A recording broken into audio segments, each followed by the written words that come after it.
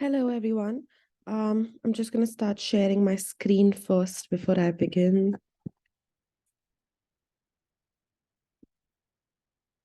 Okay, so today we're going to go through the Pearson Unit 4 Leadership and Management. Last lecture, we completed learning outcome number 1, and today we're going to focus on learning outcome number 2. Learning outcome 2 reads the review the influence of different leadership and management styles on the culture of organizations. So we're going to focus on, obviously, leadership styles as well as performance management and how the leadership in an organization can push the associates to basically give out their best performance and push them towards the organization goals.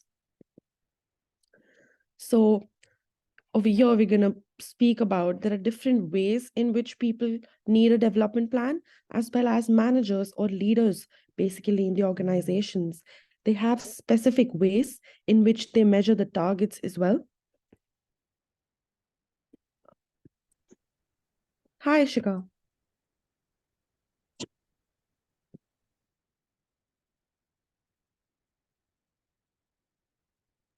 Hello. How are you doing today? Hello. Can you hear me? I'm good. What about you? I've been good. Nice talking to you again. I was just starting with this. Yeah. I thought no one's going to join, so I was just going to record it. But obviously, if you have any doubts, please feel free to stop me and I'll be happy to help you out. Yeah. All right. Perfect.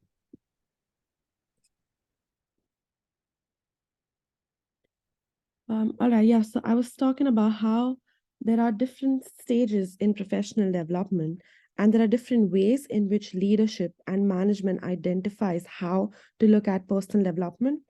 So obviously there are SMART targets, which are specified, measurable, attainable, relevant, and time-bound targets that they put in place. So for example, if you have a manager basically looking after the associates and they give them SMART targets. So obviously they're looking at goals that they need to complete, which are aligned with the organization goals. And at the same time, they know how to measure those goals that they're completing. So for example, if an associate has been given a task to, let's say, finish, 5 data entries in an Excel sheet. So obviously it's quite measurable, like how much is his progress at the end of the day if he's not able to complete that task. So that's how they provide them with SMART targets that they need to focus on. And also sometimes associates are put on a PDP or a personal development plan, which essentially means that sometimes associates they aren't doing their best in terms of performing, or they're lagging somewhere. For example, if it's a call center and there are associates sitting there and they're not able to communicate properly what they need to the customers, or there are specific set of answers in a call center that they're usually supposed to give, and the associates are not able to do that. So they put them on a personal development plan.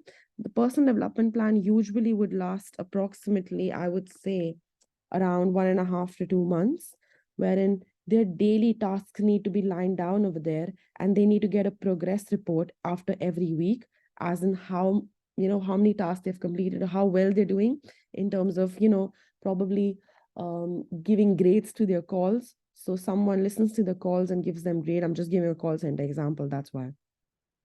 And that's how you know that they're trying to improve and do better. That's why they stick around the organization. Going to just talk about Ishika, do you know what is leadership and management, and how we can put that into perspective? Basically, in your words, you can explain me what leadership and management is. Leadership is basically having the ability to influence or motivate direct having others Yeah, that's absolutely correct.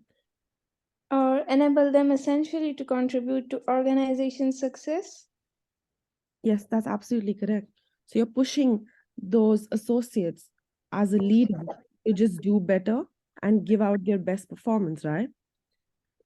When someone talks about leadership, I don't know why I remember my mom because she always, since a young age, she always pushed So that's Yeah. one example as well. And what do you understand about a management role? Basically, to control a group of people. Yeah, that's correct. So managers, or the role of management, is essentially to just make sure that, for example, if a manager has 7 people under him, right? He needs to make sure that all of them are doing best or giving their best performance. And if not, he needs to identify, or she needs to identify, what is stopping that associate from giving their best. And also, how can, they can give a better and a more comfortable atmosphere for that associate to do better. Like, I had joined an organization, it was my first job, and I was worried, scared, because I obviously had no experience before. And I remember the manager at that time, she was so understanding and considerate that she used to, assign extra training sessions if I wanted some one-on-one time with her, just to discuss on how I'm performing, or how I can do better. Or if there's a task and I'm not able to understand how to do it, because maybe I'm new, and I don't really understand whom to go for help, so she used to sit and guide me and help me out a lot. So that's how managers play a very significant role in the associates working life, because that is so impactful at the end in terms of getting to know how well they perform. And leadership, as you said, rightfully said, that leadership is basically having people in those higher positions that motivate others as well, that they always are inspiring them and pushing them to do their best. That's what we mean by leadership and management. Now, we're going to talk about performance management over here. Now, performance management is very easy to explain, because what it means is, it basically means to maximize the output that the employees create. So, for example, if you are assigned to do 10 things today, okay, how to make sure that I can manage your performance that well, that you not just do those 10 things, but you also probably take on 2 extra things, because you are going to complete everything so quick and have the capacity to take more. So it essentially means pushing people towards the goals of the organization, which is a mix of leadership and management that we discussed before, and also making sure that whatever they're doing, they're giving their maximum value to it, or their maximum output. So how to improve employees' performance with, or aligning their performance with the organization's objectives, is basically what performance management means. Is this clear to you? Okay, I'm going to take Yeah. it. No problem. And so in performance management, there are different components, I would say, or different ways in which they, manage the performance of the associates, essentially. No, I was not going to talk about this. So the 5 different components of performance management are essentially planning, monitoring, developing, rating, and rewarding. So all of these components are very similar to basically looking closely at associates to push them to do better, right? Or also very similar to the SMART indicators that we mentioned here, which, these 5 targets that I mentioned in this slide. So these the components of performance management are similar to those as well, because obviously there's a lot of planning that goes into place in terms of who's going to do what task in the group. Then obviously the managers need to monitor them if they're even doing them correctly, and need to guide them in case something goes wrong. Then you need to make sure that the associate is developing basically in his job role, he is progressing or doing well. After that, you give him a rating, or just give him essentially, like, if he's doing a good job, just pat him on the back and be like, what, you're actually doing well.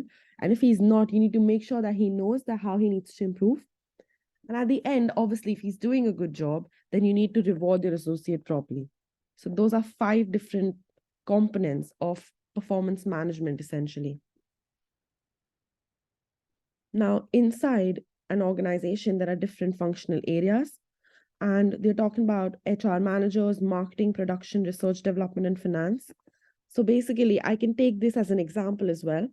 So for example, there are 5 functional areas of an organization, and every function area has a different manager, but those all 5 managers would probably be reporting to one more little head or a leader. So how that leader, who is basically in charge of these 5 functional areas, how does he firstly push his 5 managers who are in charge of these areas, and how these 5 managers, probably every manager has 5 associates under them, how these 5 managers push each of their 5 associates. So in turn, one person is managing, my math is weak, but 30 people. So basically, that's how organizations work, and different functional areas inside the organization work under leadership and management. Now we're going to see this really quickly. Again, this is about performance management that we spoke up. So what these leaders do, or actually, let me go backward. What they do is they see that the individual is basically how effective in the organization. So when you're hiring someone, you look at various factors in mind before you hire them, right? You look at them having the correct ability to even do that job role.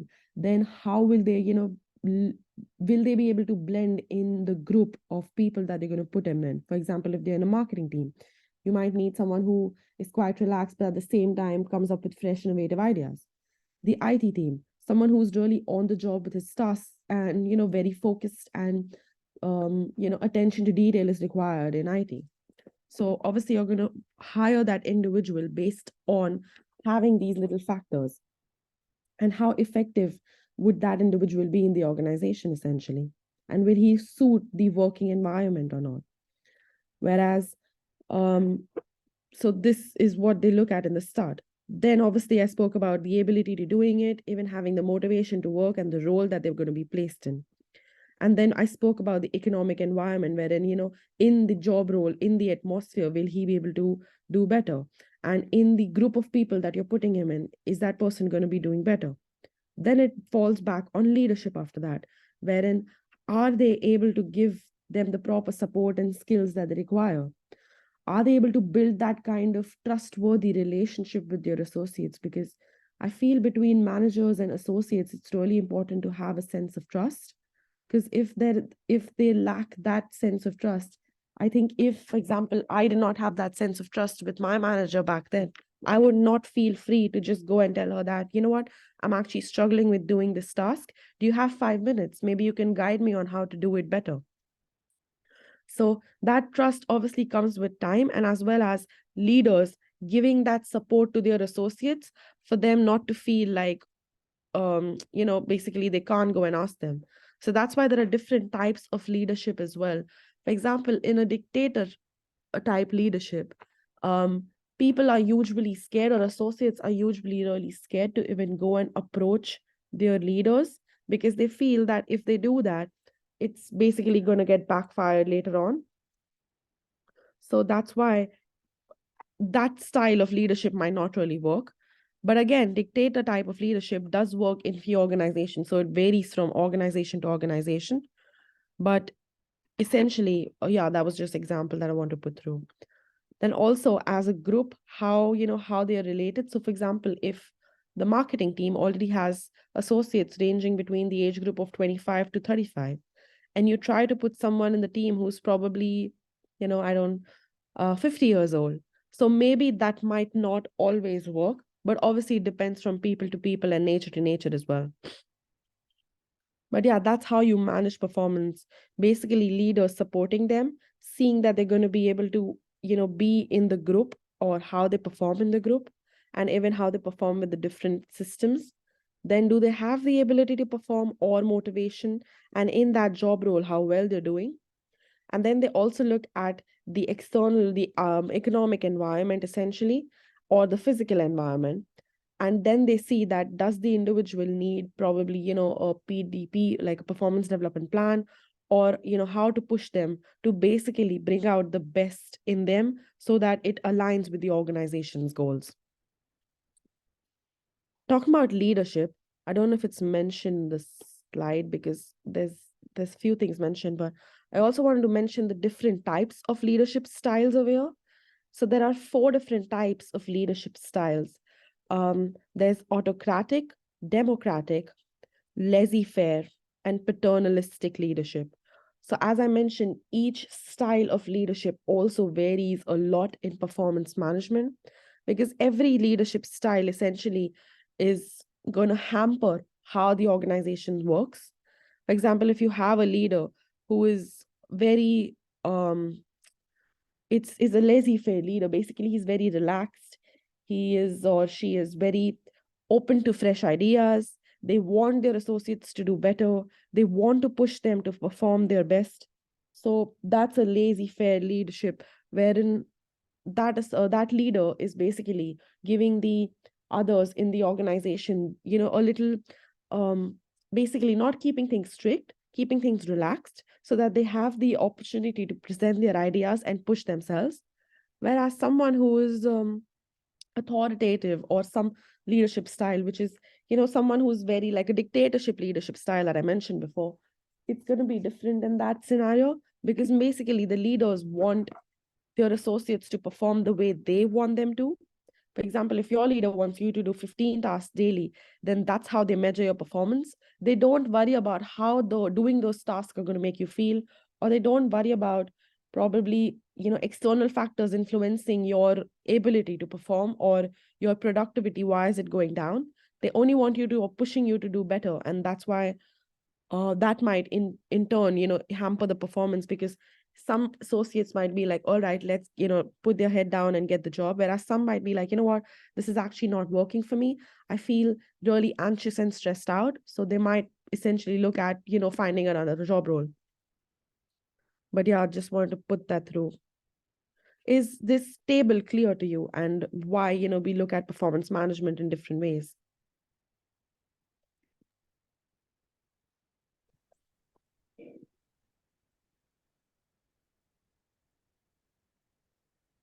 All right, no worries. I'm going to take that as a yes and go on to the role of manager now.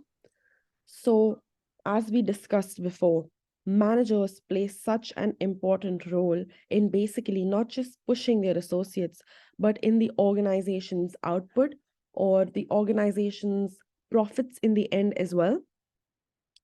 And for that, their managers have different tasks, or that they usually stick to. As a manager, what you do, for example, if an associate has been managed by one specific manager, what does the manager do? Manager might have weekly one-on-one catch-ups with him, wherein in those catch-ups, the manager would set the task for him or her for the next week, and what all are they supposed to do. Then they also, as a group, want to build team building exercises or teamwork. So as a group, they basically try to have a team meeting as well, and how each associate can intervene and help each other. The managers guide them. After that, throughout the week, the manager is probably motivating you or pushing you to do better by asking you updates on your tasks, communicating properly with you, and asking you if you need support, you need help, or if you're getting stuck anywhere in your tasks. And at the end of the week, obviously, the manager is going to measure your performance by seeing if there were 7 tasks assigned to you and you're able to complete probably 5 or 6 of them. That means that you have done quite well this week, because you were pushing yourself to get the 7th one done as well. So that's how they probably measure performance. And if they feel, for example, you were assigned 7 and you just did 3 or 4 and you did not put in your 100%, then they look at, developing you, or, nurturing you and explaining you what went wrong, giving you the right support if you need it, taking your suggestions on board in terms of you getting stuck in a specific task and you're not able to progress. So why did that happen? And if you need any trainings or extra support in terms of a development plan, or just someone who can guide you through doing those tasks, that's when developing people comes into place. So that's all the 5 tasks that the managers might have to do to basically support all of their associates individually, and also as a group, making sure that they're dwelling on some teamwork. Then there was also Henry Fall, who is very famous in this leadership and management section, which talks about the other 5 tasks. So I spoke about a few tasks that also are in performance management that comes in, but for Henry Fall, those are a little different. So again, sticking on to the same scenario, there's a manager, he's been, helping you. Again, firstly, in the, probably one-on-one, again, they're looking at planning. So how they set plans and objectives, which is very similar to Peter Drucker's plans. Then how they need to look at organizing all of the tasks and making sure that as a group, everyone knows what they're doing. And if they need support or help from each other, then they can do that as well. Then also helping or commanding them in terms of being the leader who supports them when anything goes wrong. For example, if I'm working on a specific task and I need support from the marketing team and I'm the HR person, and they've been unresponsive or they've not been helping, how can my leader or my manager essentially intervene and maybe go to the marketing team herself or himself and just ask them for whatever I need and explain them why this is important or why am I asking for this, right? That comes in commanding and coordinating essentially. And at the end, how they control every person in terms of checking if they have done the task and then making sure that if they have not done the task, how to push them or give them proper rewards if they are doing really well. So these are a few ways in which managers can support their associates and how there are different tasks that are lined up for them to basically complete or push their group or their team towards the organization's goals. Now we're going to talk about leaders and managers. We already spoke about few leadership styles. So that in the previous slide, I mentioned the few leadership styles that are there and why leaders are important. How can leaders support their associates so that they can push them towards achieving the organization goals and in turn maximizing organization's performance and profits. So obviously managers do different tasks. We spoke about the 5 different tasks for Peter Drucker and Foyle above in the previous slide. But also, while you are a leader, there are different things that come up on your plate. You not just have to push people, you also need to make sure everyone under you are doing their task correctly, because obviously if they do anything wrong or improper in their task, it falls back on you back, because you are answerable for all of the people that are under you as a leader, right? Then also there might be a few difference between management and leadership. Basically, a manager has to plan and coordinate amongst his team, whereas the leader is basically motivating people to do better. So the difference between two are, how can I put it? So look at it as a table or a chart, essentially, where there are 5 people under one manager. Then that manager might report to an other senior leader, and that senior leader might report to an other senior leader. So it's an organization's hierarchy, and there are different people reporting to basically the end management team at the top. Why do I call it the management team? Because there might be 20 people or 15 odd people up in that management team that would be managing 100, 200 under them. So obviously there are managers who report to them and how they give them progress, but that's a hierarchical structure. And a difference between someone who's just managing 5 people and someone who's probably at the highest management level would be that the manager who's managing 5 people might just have to plan and coordinate amongst his 5 people and his team, whereas the leader essentially has to push, motivate, inspire all of the 100 or 200 people under him or her. So that's why it's important to understand the difference between management and leadership as well. Now, we already spoke about what the manager's role is, and the hierarchy I was talking about was basically this. We're talking about junior management, middle management, and senior management, and how you make a little table over here. So we spoke about different tasks that managers need to do and their role essentially, and why is it important for them to push their small little team. But at the same time, I mentioned, so basically the management team that I was talking about, senior management, can be the CEOs or the board of directors that they're pushing people and they're inspiring them. Everyone has their eyes on the board of directors, right? Because everyone is listening to them. If they feel during COVID, especially, this was so important. There was senior management actually going on a Teams call and motivating people, explaining them to calm down. And that was the thing that was actually impactful, because there was so much going on and there was so much uncertainty during COVID that people were panicking. And to calm them down, there were CEOs putting out different videos online. They were talking to their associates. They were responsive. They're making sure that their company, or their associates working for their company, are actually quite calm and doing well, and making sure that their mental health is good. So that's what the senior management was doing during COVID. Whereas I was also talking about junior management and middle management in the hierarchy that I mentioned up. So junior management essentially are managers who might have 5 or 6 people under them, or 10 people at the max. How they report to middle management is because they are reporting to their managers essentially. And those managers report to the board of directors and senior management. So all of these different management teams play a various important role.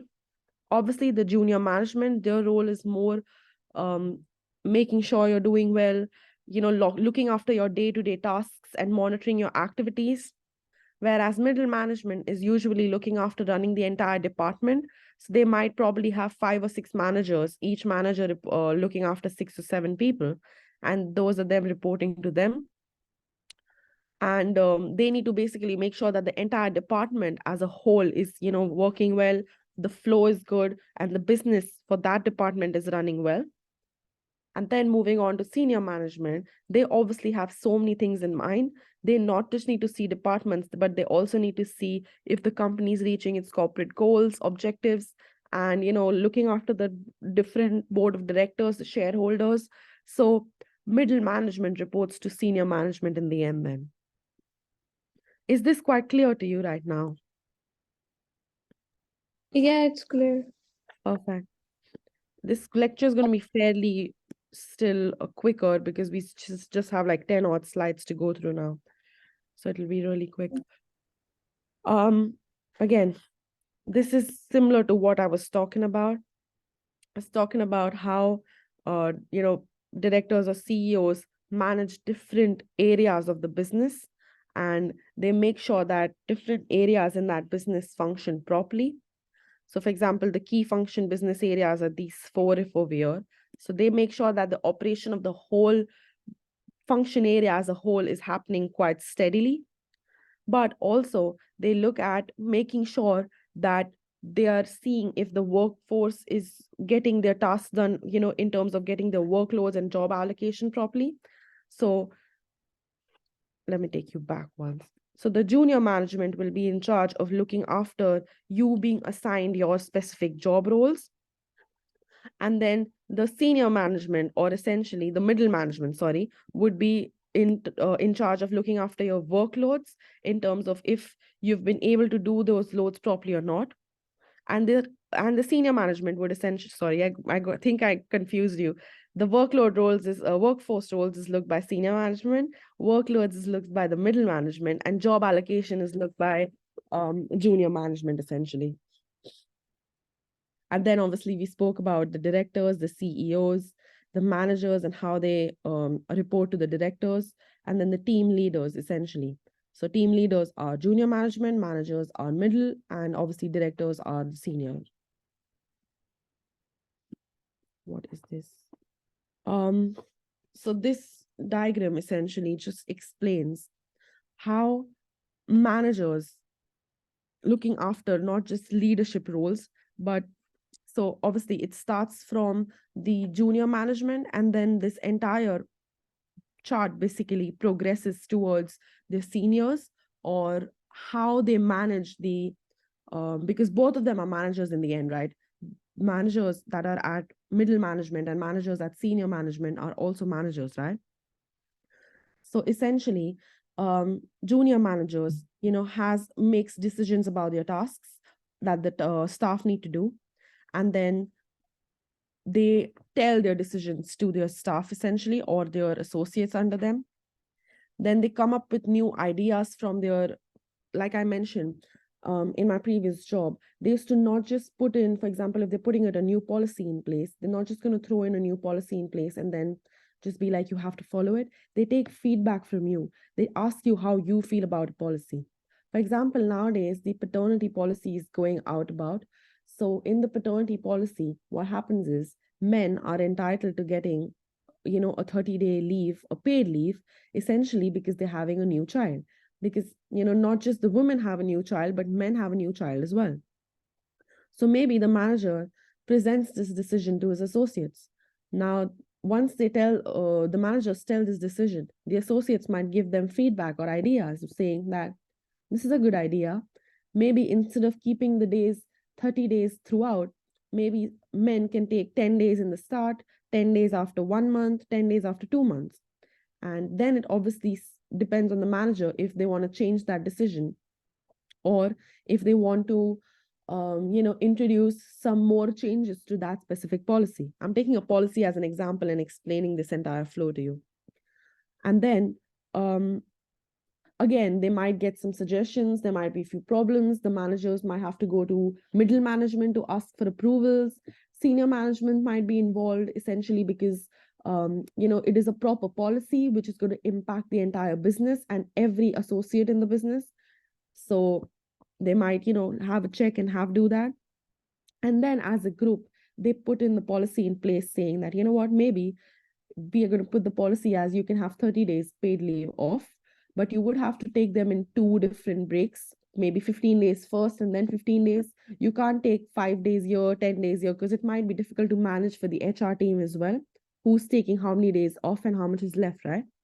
So probably you can take it in 2 halves max, or if you want to take it in a whole stretch in 30 days, even that's absolutely fine.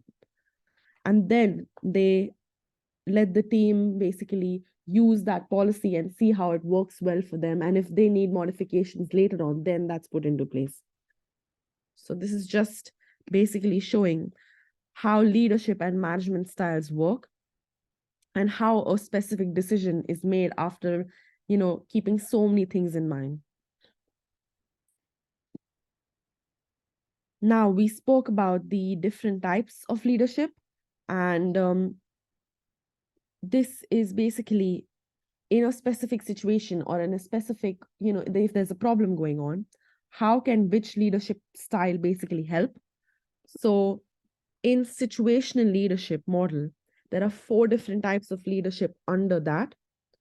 So we spoke about directing, wherein each manager explains, what they want from their associates. They are properly guiding them in terms of giving them tasks, pushing them to do better.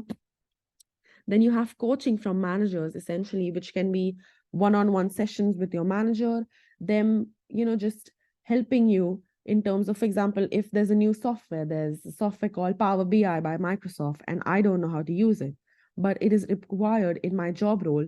Maybe, 5% of that I need to use it. So my manager might be like, what, I'll sit with you today for an hour and explain you the basics of Power BI so that I can get you started. And then you can basically try to, play around and understand more about that software. So that would be coaching from him or her, directly giving me some time and explaining me that software so that it helps my job role later on. Then we're going to talk about supporting, which essentially would be giving proper assurance to my associates as a manager in terms of if they need help with a specific task and they feel too overwhelmed to do that specific tasks, then they can come back to me for support and ask me for feedback or guidance in terms of, there are so many things on my plate. I don't think I'm going to be able to complete all of them, in the time that you have put for me. So I might actually change a few things and be like, what, you take 2 weeks to do these same tasks. So that's support from your managers. Or for example, if, you're suffering through some health issues and that's why it's impacting your job. So obviously that again is support from managers in terms of them understanding that you might need a day off or you might need less workload. And at the end, delegating jobs. Obviously, managers basically delegate work to or assign work to associates, and not just assigning them, but also giving them the authority that and trusting them that yes, if they are left with doing this job role or this task, they are going to do a good job. And then they talk about task-related leadership, where a task relationship, sorry. So basically, task relationship is essentially a model that talks about how the leaders perform and how that performance maintains leadership maintenance. let me just read the definition directly first. A descriptive model of leadership which maintains that most leadership behaviors can be classified as performance maintenance or relationship maintenance. So task relationship essentially means that as leaders, you have so many different relationships that you need to maintain, not just with your associates, but also with the other leaders in the organization as well. So basically, what task relationship behavior means is how the leaders engage or, get basically engage in assigning the duties and responsibilities to individuals or different managers under them. So that's a task relationship wherein, for example, if I'm a manager and I have 4 different middle management under me, all right, how I am assigning them the task or pushing them to do better and how I maintain that relationship with them is basically task relationship. So how I'm engaging in giving out duties. Am I someone who keeps all of the authority with myself? I like to have all 5 fingers. Or am I someone who likes delegating tasks in terms of, giving them their authority to do or make certain decisions, not always micromanaging them? So that's a task relationship as well, right? Now, there can be a task-oriented leader and there can be a relationship-oriented leader. So a task-oriented leader basically is someone who just focuses on you getting your tasks done. They don't worry about how you're meeting your goals. If you're stressed, if you're anxious, if you can't do the task, they don't worry about anything. They're only worried about getting their tasks done and pushing their organization to do better.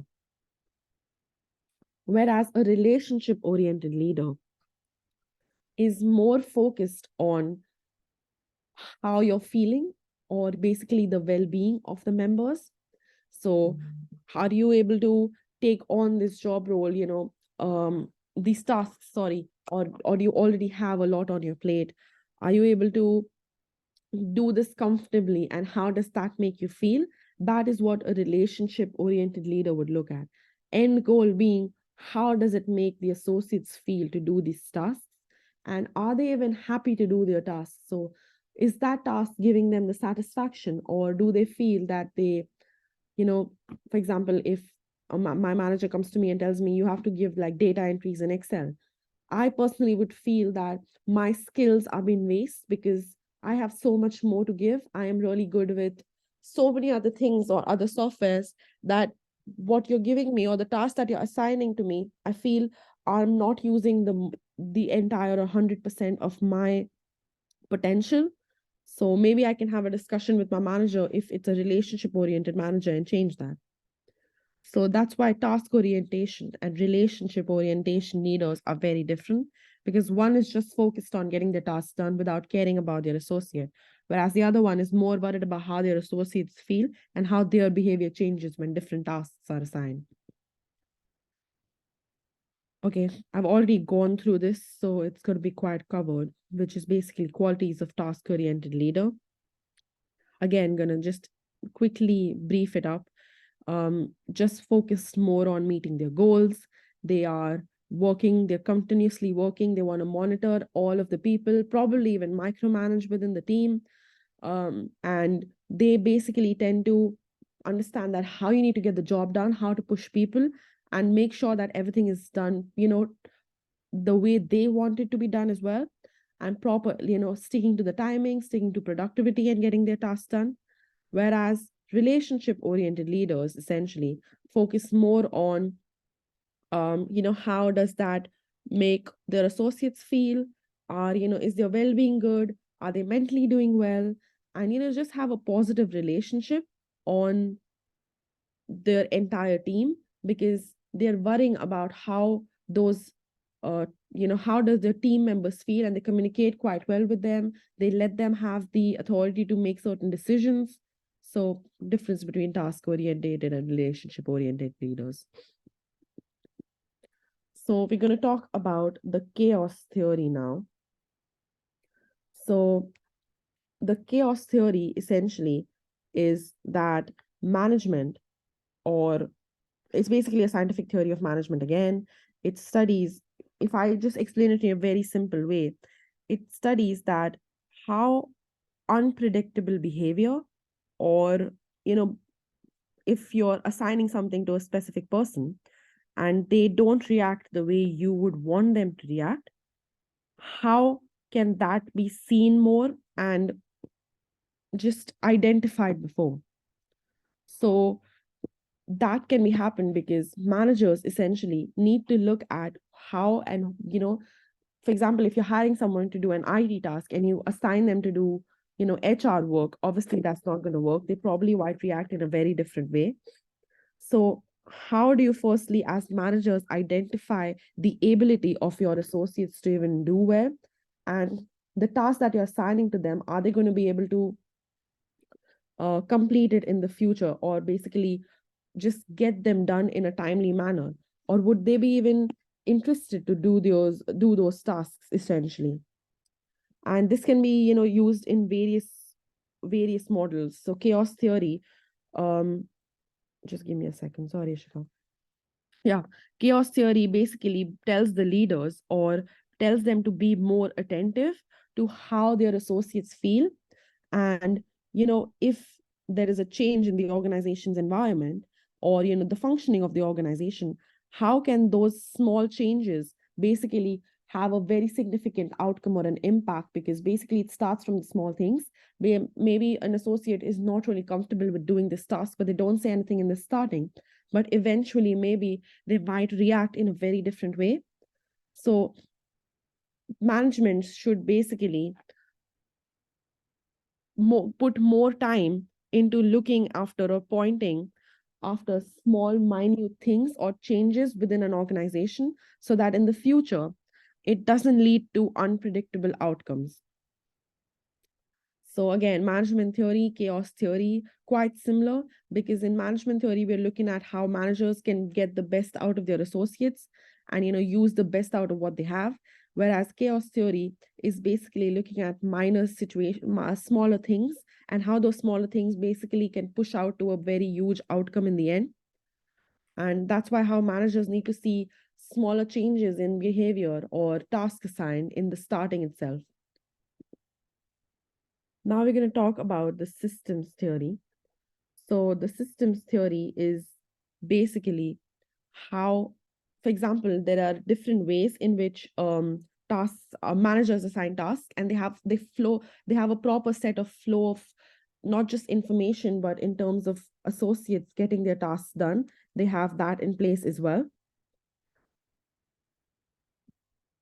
And sorry about that. And every system basically functions better, but it basically says that an organization is one little system, and how it functions is based in terms of different parts, or different in this theory, it explains the different parts were working towards the same thing, or basically in synergy. So an organization as a whole is a various big system, okay? And after that, they basically might study different activities inside that system, or essentially different functions. We spoke about the 4-5 functions up, HR, finance, marketing, etc. So how all of them can come together to be as efficient as possible and give out their best, so that they can improve overall performance in the end. And they say that organizations basically have different functions, and those functions need to work together and be interdependent on each other as well. So as a whole system, they can predict the behavior patterns, because if all the different functions of an organization work well, that's how they're going to know that the output at the end of the year, if you're calculating just as end of the year, would come out to be the expectations that the organizations or had set up, or basically in alignment with the organization goals, right? So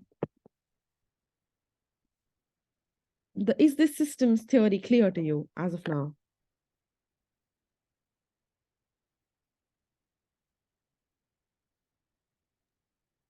Yeah, it's clear to me. All right, perfect. So just another example, like basically it would mean that I felt like I was not able to explain it that well. That's why I asked you again. It's, for example, the policy that I was talking about, paternity policy, okay? In the systems theory, it says that the entire organization is one big system, which has different functions under it. And that policy that we put in would impact every little function inside our whole system. So any decision that's taken would impact everyone. And hence, all of the functions in that system need to work towards one goal and push them to do better. And that's how they also predict different patterns of behavior. Because if one function doesn't do well, it might impact the entire system as a whole. So that essentially is systems theory. Now they talk about different management by objectives. So there are different awards that managers get. So ISO is actually a total quality management award. And, it's only given to few organizations. That's why it says ISO 9000. So obviously there are different ISOs over here. It talks about how well the organization is doing. For example, if it's a production unit, okay, your quality of the product needs to be really top notch to get that specific ISO, qualification, or sorry, award essentially. So there are just different management by objectives. So some managers just want to push towards these goals. So we spoke about the SMART goals. We spoke about how they push them to do better.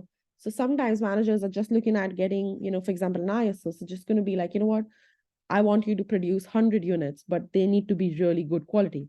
If you want, you can bring it down to 90 units if you feel the quality is going to be hampered, but make sure the quality is good. So that's just one of, management by objective, essentially. And we are actually at the end of this presentation, Ishika. Did you have any doubts throughout this entire, presentation?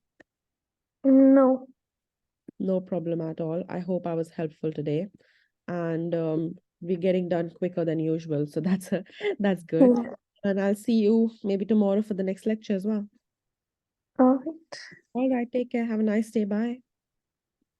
Bye. Have a nice day.